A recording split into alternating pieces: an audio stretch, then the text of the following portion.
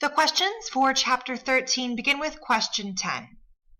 Question 10 says, in chapter 12, the giver revealed that he agreed with Jonas about sameness. This is on pages 95 and 96. Which of his statements in chapter 13 seem consistent with that? So what this is asking is, what does the giver say that agrees with Jonas's opinion of sameness?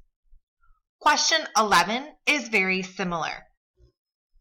It says, in chapter 12, the giver revealed that he agreed with Jonas about sameness, pages 95 through 96.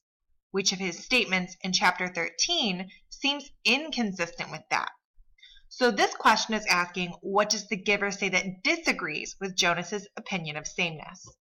So in order to answer questions 10 and 11, we first need to establish Jonas's opinion about sameness in chapter 12. If we go back to the text and we go to page 95, I have highlighted the passage for you. In green is text either about or said by the giver, and in yellow is text either about or said by Jonas. The giver shrugged. Our people made that choice, the choice to go to sameness, before my time, before the previous time, back and back and back. We relinquished color when we relinquished sunshine, and did away with differences. He thought for a moment. We gained control of many things, but we had to let go of others. We shouldn't have, Jonas said fiercely. So if we stop there, we already see that Jonas's opinion is that sameness is a bad idea. Knowing that, we can start to answer questions 10 and 11. So question 10 asks for what the giver says that agrees with Jonas's opinion that sameness is bad. And question 11 asks for something the giver says that disagrees with what Jonas says. So, in other words, for question 11, I'm looking for something that says that the giver kind of likes sameness. Let's head back into the text and take a look at chapter 13.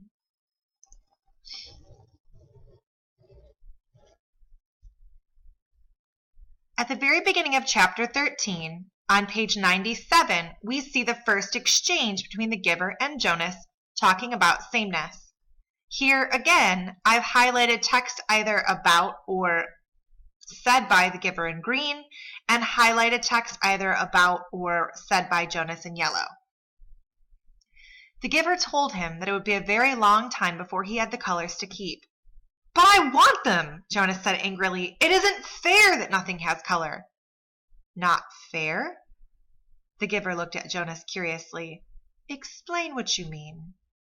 Well, Jonas had to stop and think about it, and think it through. If everything's the same, then there aren't any choices. I want to wake up in the morning and decide things, a blue tunic or a red one. He looked down at himself, at the colorless fabric of his clothing. But it's always the same. Then he laughed a little. I know it's not important what you wear, it doesn't matter, but it's the choosing that's important, isn't it?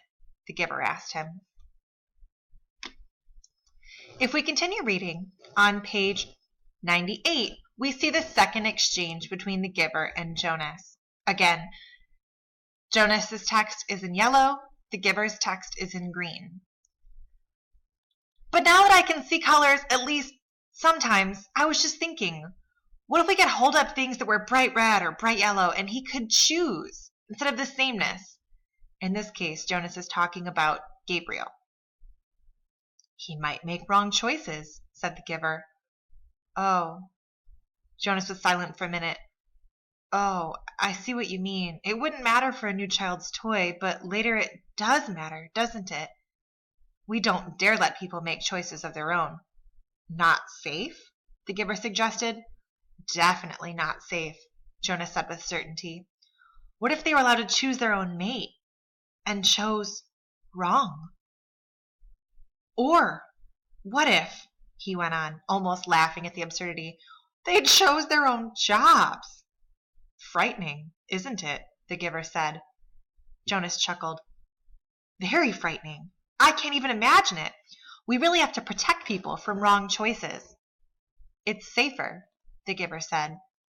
Yes, Jonas agreed. Much safer. So when we go back to question 10 and question 11, remember, question 10 is asking for something the giver said that indicates that he doesn't like sameness, that he thinks sameness is a pretty bad idea.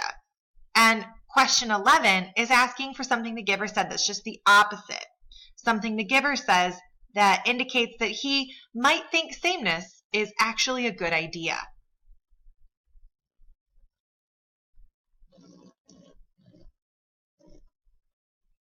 Question 12 is also from chapter 13. It says, why do you think Jonas tried to share colors with Ashur, even though he thinks the giver would have refused permission? Give evidence from the text based on your characterization of Jonas. So just to jog your memory, this is just a brief look at your characterization notes. So remember, characterization is how the author reveals the personality of a character. In this case, we're looking at indirect characterization. This was a way that Lowry showed us things that revealed Jonas's personality. In this case, the author used actions, what Jonas was doing to help reveal his personality. For this question, I'm asking you, why do you think Jonas tried to share colors with Ashur? So give evidence that helps explain why Jonas is the type of person who would do something like this. So I'm asking for you to explain, using the text, why Jonas might want to share colors with Ashur, his best friend. Question 13. What is your opinion of the community's concept of family, and why? So what I'm asking you here is to think about how the community organizes and creates families. What do you think of this, and why?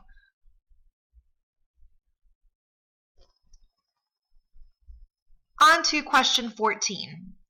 Why do you think the giver doesn't just tell the elders what he wants them to know? Use details from the text to support your answer. Let's take a look at pages 103 and 104. On the bottom of 103, Jonas asks the giver if he gives advice to the committee of elders very often. But the giver said no, rarely, only when they are faced with something that they have not experienced before. Then they call upon me to use the memories and advise them, but it very seldom happens. Sometimes I wish they'd ask for my wisdom more often. There are so many things I can tell them, things I wish they would change, but they don't want change. Life here is so orderly, so predictable, so painless. It's what they've chosen. On page 104, the giver talks about when the new receiver failed 10 years ago.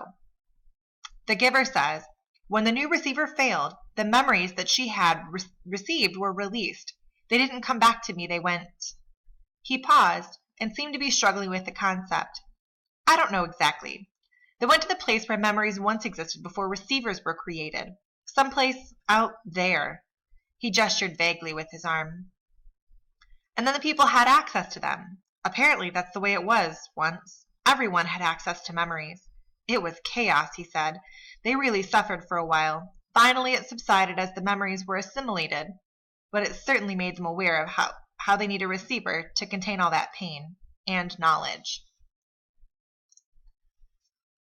So, based on that, why do you think the giver doesn't just tell the elders things he wants them to know? You can use the details that I showed you or other details from the text to help support your answer.